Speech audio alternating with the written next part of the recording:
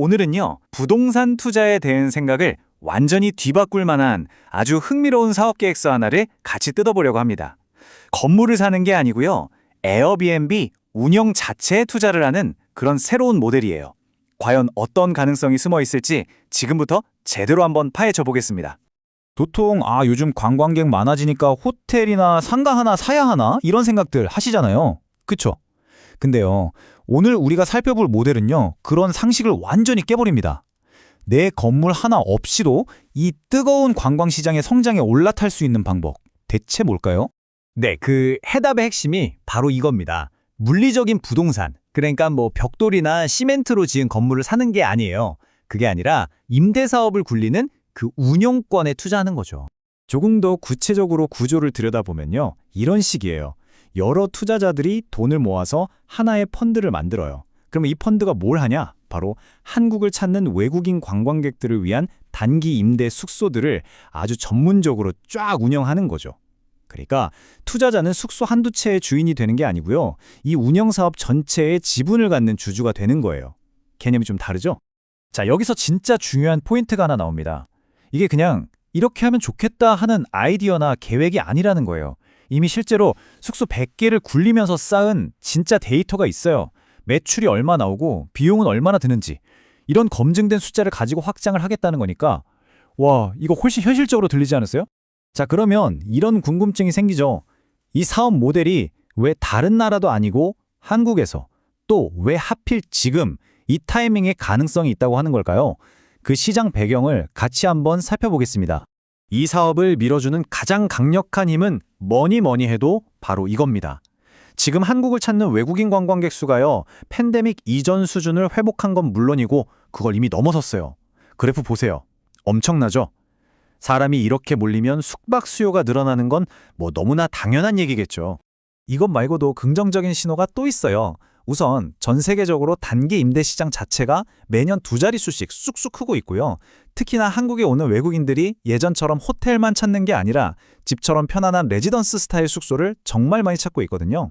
그리고 또 하나 재밌는 게 뭐냐면 규제가 점점 더 까다로워지고 있는데, 이게 오히려 정식으로 허가받고 제대로 하는 전문 업체한테는 다른 경쟁자들을 물리치고 시장을 장악할 수 있는 기회가 된다는 거예요. 되게 역설적이죠? 좋습니다.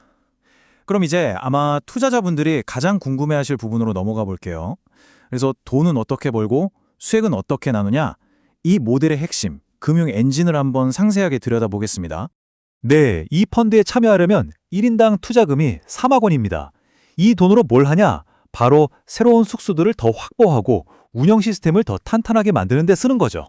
그럼 이 돈으로 굴리는 숙소 하나당 목표 매출은 얼마일까요? 월 평균 400만 원을 목표로 잡고 있습니다.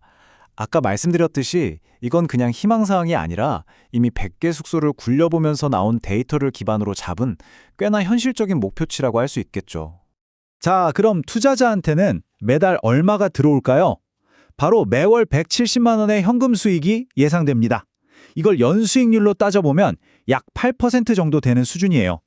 중요한 건 집값 오르기만 기다리는 그런 투자가 아니라 매달 꼬박꼬박 내 통장에 돈이 찍히는 현금 흐름을 만드는 모델이라는 거죠. 자, 그럼 아까 말한 월 매출 400만 원이 어떻게 쪼개지는지 한번 볼까요? 먼저 투자자분들께 약속한 수익 170만 원이 나가고요.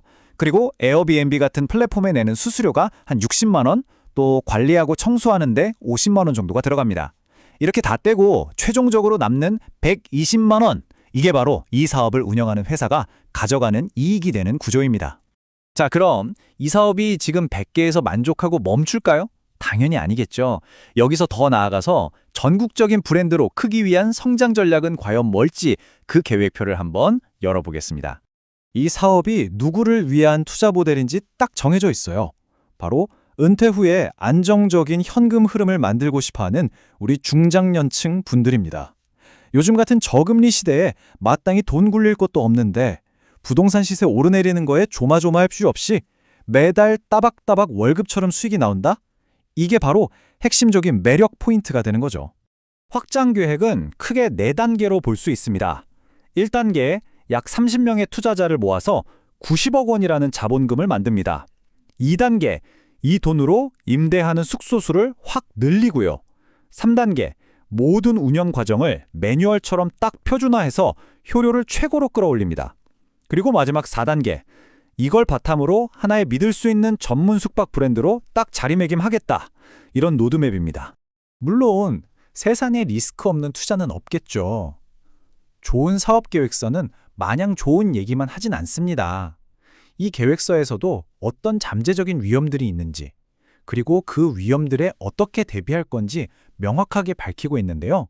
우리도 균형 잡힌 시각으로 한번 꼼꼼하게 따져보겠습니다. 리스크 관리 방안도 꽤나 체계적이에요. 예를 들어 관광객 수가 줄면 어떡하냐 하는 걱정에는 서울, 부산, 제주 이렇게 숙소 위치를 여러 곳으로 분산해서 위험을 줄이겠다고 답하고요. 정부 규제가 더 심해지면 문제 없다. 우리는 모든 라이센스를 철저하게 지키면서 정면 돌파하겠다는 겁니다. 또 방이 빌까봐 걱정되시죠? 그건 데이터를 이용해서 가격을 실시간으로 조절해서 막고요. 혹시 에어비앤비 정책이 바뀌더라도 흔들리지 않게 여러 예약 플랫폼을 동시에 이용하는 안전장치까지 마련해뒀습니다. 자, 이제 거의 다 왔습니다. 지금까지 우리가 살펴본 이 조각들을 한번 쫙 모아서요. 이 사업 모델이 진짜로 가지고 있는 핵심 강점은 뭐고 우리에게 어떤 점을 시사하는지 큰 그림을 한번 정리해 보겠습니다.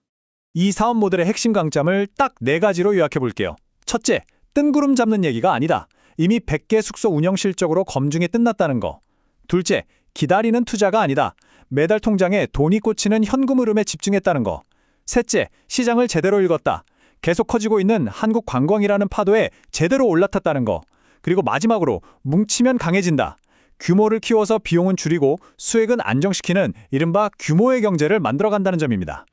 오늘 우리는 이 사업계획서 하나를 통해서 부동산 투자의 새로운 가능성을 한번 엿봤습니다.